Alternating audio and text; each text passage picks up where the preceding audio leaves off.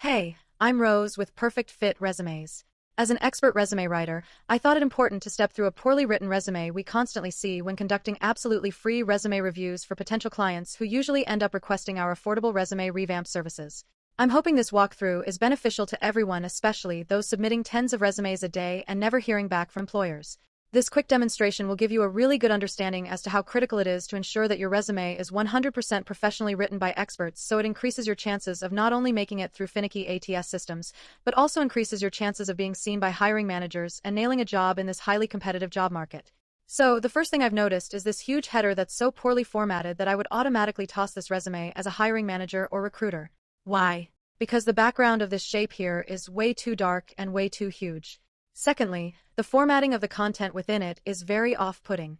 For example, I would be concerned about why he's leaving this much space over here. Secondly, why is the name humongous? If I click on it, you'll see that it's at 28 points, which is absolutely huge for a name. It should be 16 to 18 points max. Over on this side, you'll see the telephone number does not align with the icon. Apparently, the client was attempting to be a bit fancy, if you will, by using the icons. However, they're not aligned properly.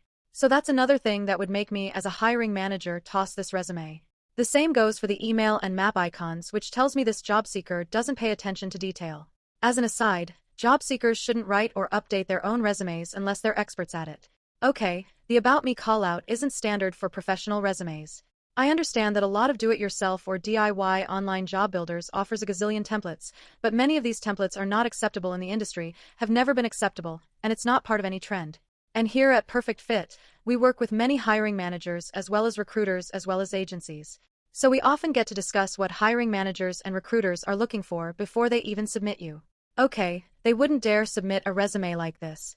Back to the About Me section. I'm going to go ahead and read it out for you just so you know what not to do. I am a graduate from the University of California, Santa Barbara.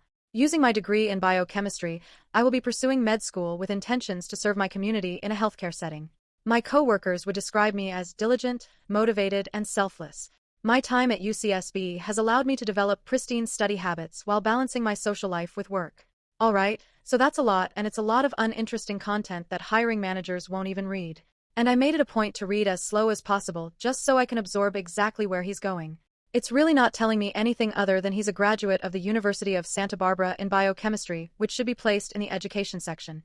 All the other content fluff is just absolutely unnecessary. I don't need to know that he's going to med school until he graduates from med school. So that's nothing that I would be interested in as a hiring manager. He also states, my coworkers would describe me as diligent. Again, as a hiring manager, I have zero interest in what your coworkers think of you.